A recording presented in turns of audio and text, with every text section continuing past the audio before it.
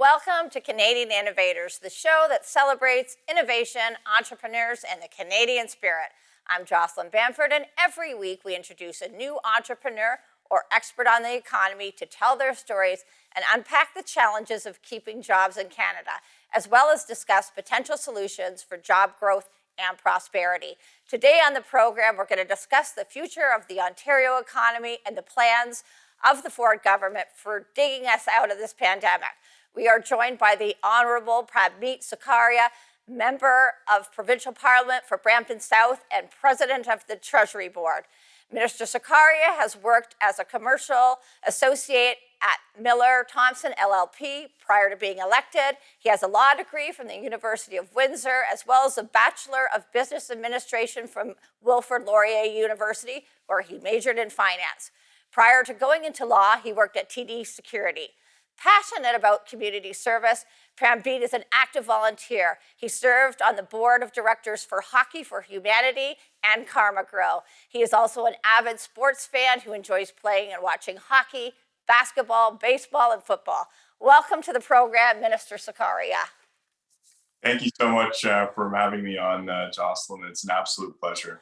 Well, before we get into the priorities for the provincial government, please tell us about Hockey for Humanity and Karma Grow. I'm really interested in finding about those two organizations.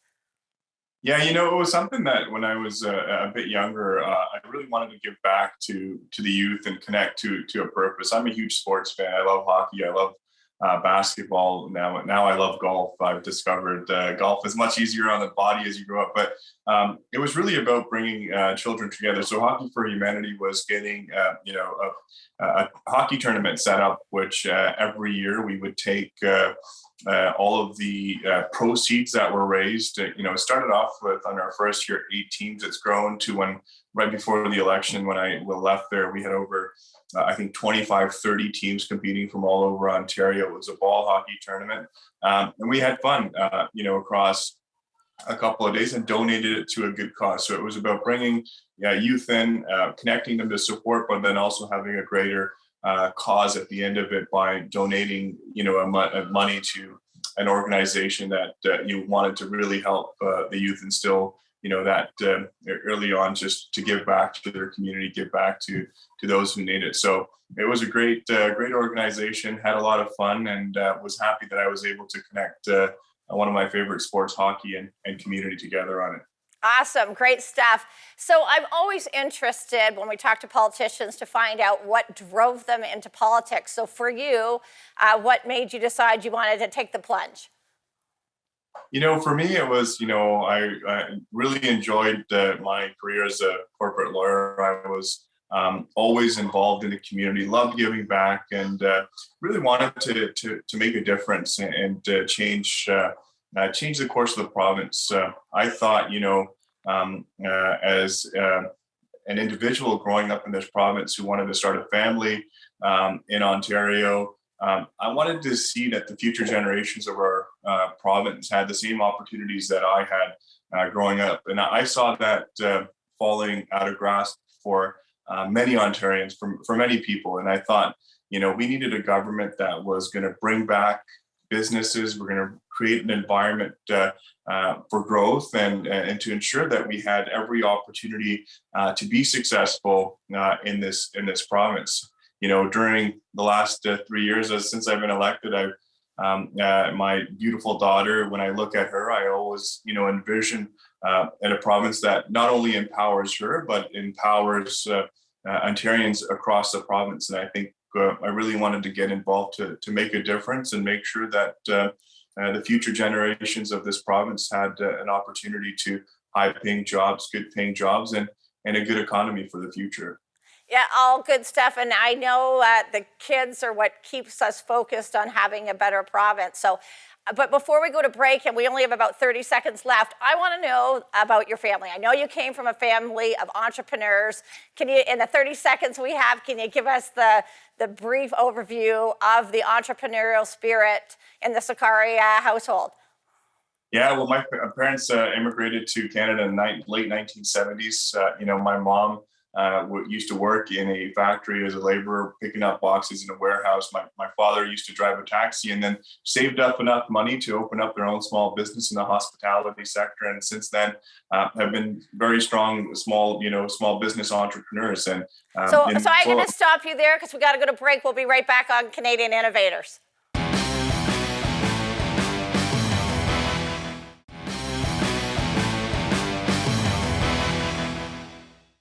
Welcome back. You're watching Canadian Innovators. Joining me today is Minister Prabmeet Sarkaria, President of the Treasury Board. Before we went to break, Minister, you were talking about your entrepreneurial family. So let's just pick up where we left off. Yeah, well, my parents' story is a made in Ontario, made in Canada success story. They came to this country with nothing in their pockets, and worked multiple jobs and ended up opening up a small business. And we're really able to use that as a basis to provide for myself and my family, and give me every opportunity possible to succeed in not only Canada and Ontario, but what I think is the greatest country in the world. When they came to this country, they literally had nothing. It's the opportunity that it was available in Ontario and Canada to be able to save up and open up their own small business that really opened up the gates and opportunities for an individual like me to be successful in the province. And that's why I'm very passionate about small business, very passionate about entrepreneurship in the province, because it could really open up the gates for so many new Canadians as they enter into this country, but also our youth, making sure that they have an entrepreneurial focus, they have an ability to work and an ability to have high-paying jobs and be able to innovate is so important. And we need to make sure as a government we create those conditions to be able to do so, because I recognize the privilege of living in a Made in Ontario success story, but we need to make sure that we continue to build on that success as a province. I love it. I know from in our plant, we have so many great Canadian success stories. I love to hear about them. I tell you, if you want to feel energized and excited, talk to the new Canadians about their journey. There's nothing more inspiring. But Minister, I'd love to talk about the Treasury Board. I'm sure a lot of people don't really know about the role of the Treasury Board. Could you give us a quick overview of how it works? Yeah, so in a nutshell, I'm responsible for the government's expenditures. It's about protecting the hard-earned money that taxpayers are giving to the province, and really focuses on is the checks and balances. So we do a lot of risk management through Treasury Board. We also do almost every dollar, every check that gets written for the government comes for approval through the Treasury Board. So as we lay out the budget every single year, it then becomes my responsibility as a Treasury Board president to manage and make sure that we stay within that budget, and then where needed, also be able to provide additional funding on certain programming. So, one of the things that the Premier tasked me with was really making sure that we are spending our dollars on government priorities, which is building the economy, building infrastructure needed to have a strong economy, and really shoring up and protecting our healthcare resources across the province, which was building new hospitals and building infrastructure to keep all of us safe. So in a nutshell, that's really where we try to focus and try to make sure that the dollars as they go out are invested in the right priorities that the government wants to see, and that we also have a good return on the dollars that we invest in, keep people safe, grow our economy, and build Ontario. So you touched upon some of the priorities. Would love to delve into a little bit about what the priorities for the government is going to be for the next 24 months. Yeah, absolutely. One of the things that I had an opportunity to lead through, my role at Treasury Board was our government's plan to stay open. It was the first, comprehensive post-pandemic plan. It's one of the plans that we want to make sure gets implemented, so we're never in a situation like we were in 2020 in the month of March. So that means over the next 10 years, building $30 billion worth of hospital infrastructure to increase our capacity across hospitals and regions across this province. It means investments in healthcare, human resources. We also look at building Ontario.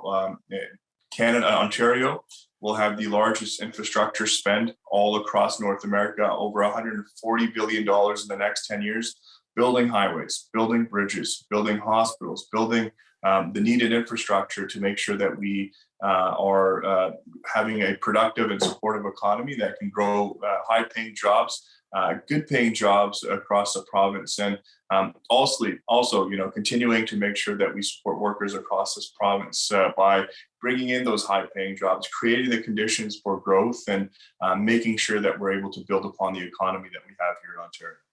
Yeah, absolutely. We need to get Ontario back in the game and people working, job growth, and prosperity. So we're going to go to break, and when we come back, we're going to hear more about Ontario's plans for prosperity over the next 2 years. You're watching Canadian Innovators. Don't go away.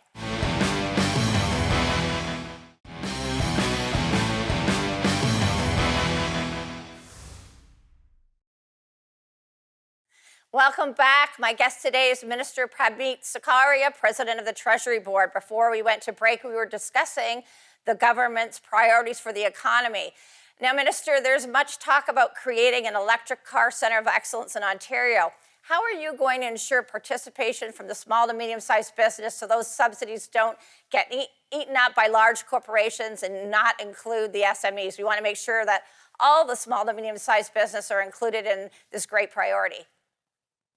No, that's a great point, Jocelyn. And one of the things that we really want to focus in on is that, Ontario's electric vehicle system, ecosystem, as well as the existing ecosystem that assembles much of what we see, in the auto manufacturing sector is strong and mostly supported by small businesses across Ontario.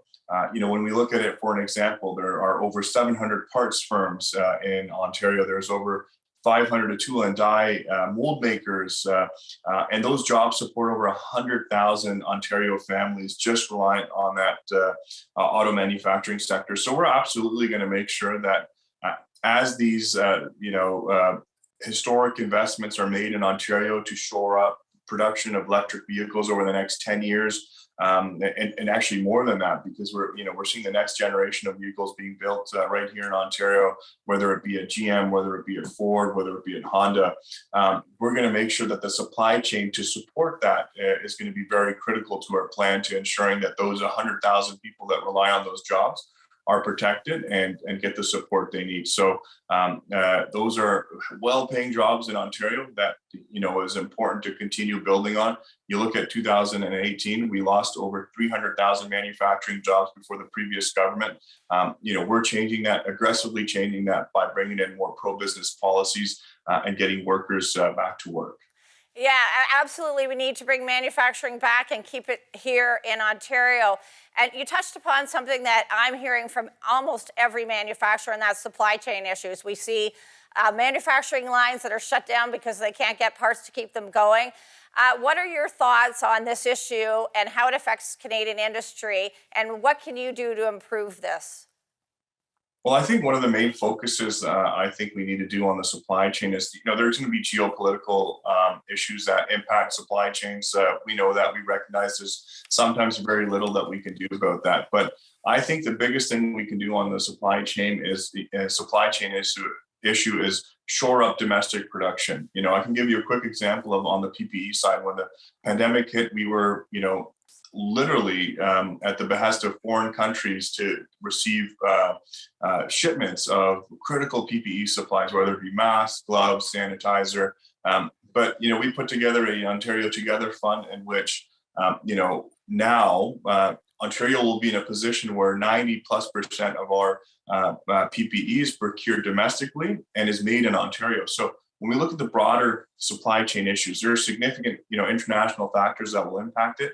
But I think there's nothing more important that we can do than to really make sure that we have a domestic focus on supply chain. So whether it be auto manufacturing, whether it be manufacturing in general, whether it be in the EV industry, having a strong domestic production is, I think, the key to success and a key to making sure that we stay strong as an economy and we're able to support not only Ontario jobs, well-paying Ontario jobs, but also serve it as an example for the rest of North America and the world to rely on.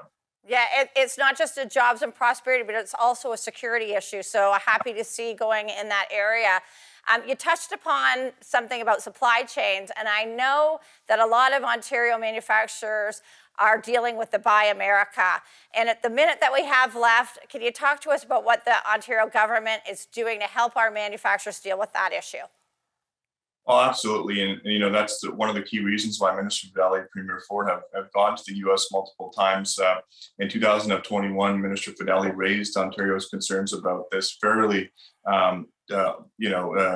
across all of in the US and really try to drill down on what the actual relationship between both Ontario and the U.S. relies on. We're one of their largest trading partners, so doubling down on protectionist policy is probably not the best solution to having a strong ecosystem between North America. So Minister Fideli and our government will continue to advocate for small businesses in Ontario and highlight the economic advantages of free trade and working together. It really is an integrated North American economy, and we need to view it as such. But we have to take a quick break. We have to go to commercial.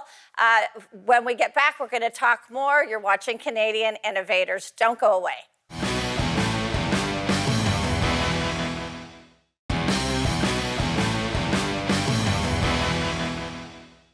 Welcome back. We're talking about priorities for the Ontario government with Minister Prabmeet Sarkaria, who is a Treasury Board president. Minister, we have just suffered through the longest and harshest lockdowns in North America. Anything the government, in hindsight, would have done differently? Well, Jocelyn, I think one of the toughest challenges with COVID was that there really was no playbook for a situation like this. I think when we look back at March of 2020 and we see, the governments, various governments, previous governments didn't do enough to prepare us for this situation. So we set out in our plan to stay open that we released a couple of weeks ago, an ambitious plan, a plan that we know that if we follow, we need to build that healthcare capacity across the province. We didn't have enough healthcare capacity. We built uploaded 3,100 new beds in the last 2 years. And we're also going to build another 3,000 new hospital beds over the next 10 years. It's a $30 billion commitment. I think we need to make sure we have hospital beds, we have the capacity, and then we have the health human resources, because that's what it really comes down to when we see some of these pandemics. So the previous Liberal government refused to invest in the needed healthcare infrastructure that we needed to get this province moving forward. But we're making sure that we rectify that and we get the investments that are needed and build that capacity. Not only just in the GTA, but across the province, because we need to deliver equitable healthcare across all of Ontario. And that's going to be one of the keys to delivering, a strong economy going forward as well. And also, from a health human resources, making sure we have enough doctors, nurses, healthcare professionals to deal with, to staff those beds as well. And so we've laid out a plan that will make sure that we're never in a situation like we were March of 2020. Yeah, I'm so happy that we've been able to maintain, keeping open, keeping companies at work and keep people employed. So we need to see more of that. And I'm happy that seem to be on the right track now. So, Minister, you're going into election mode. Why don't you talk to us about your pitch for another term in office? Love to hear what your thoughts on this are. Well, thank you very much for that opportunity. And I think there, has never been a more important time in Ontario's history as we look to see what our government wants to do versus the opposition. Premier Doug Ford and our government want to get more high-paying jobs, investments into Ontario. We want to create the conditions for more economic growth. We want lower taxes. We want to have better jobs in the province, and we want to build infrastructure. Right now, we have $140 billion worth of infrastructure projects over the next 10 years that our government wants to get the shovels in the ground. You have two opposition parties that are vehemently opposed to, new highways that we want to build, whether it be the Highway 413, the Brampton bypass. We've invested in public infrastructure like no one has ever invested in before, $30 billion subway projects. We're the government that gets shovels in the ground. We're the government that gets the job done, because we know these infrastructure investments are so important to getting good paying jobs into Ontario, and to also make sure that we keep the cost of living low in the province of Ontario. There's only one government that's going to cut taxes. There's only one government that's going to keep affordability that is impacting so many people across Ontario at the forefront, and that's the Ontario PC government. And I believe that people will see that on June 2nd when they compare the alternative. Premier Doug Ford's leadership, his leadership on the economy, his vision to build this province is in stark contrast to what the Liberal and NDP government wants to do, which is take us back to higher taxes, less opportunity for hardworking Ontarians across the province. So we're going to get it done, and we're going to start building this province and get the much needed jobs we need right here in Ontario. Good stuff. So, Minister, in the 30 seconds we have left, give us your vision for the economy in Ontario over the next 24 months. We want to see more economic growth. We want to see, any international company that wants to invest, we want to make sure that they're looking at Ontario. We want high-paying jobs. We've got the best. We've got the most highly skilled. We've got the best labor force, and we're going to continue to. We still have work to do on this. Create the environment so that job creators have the opportunity to expand their operation, build better jobs here in Ontario, and really create high-paying jobs. So we want to see that happen in Ontario, and we're confident we'll get that done under Premier Doug Ford's leadership. Perfect. Well, that's all the time we have for today. Thanks to my guest, President of the Treasury Board, Prabmeet Sarkaria. I'm Jocelyn Bamford. Thank you for watching Canadian Innovators. If you're an innovator, tell us your story. Write to us at Canadian Innovators at thenewsforum.ca, and we'll see you next time.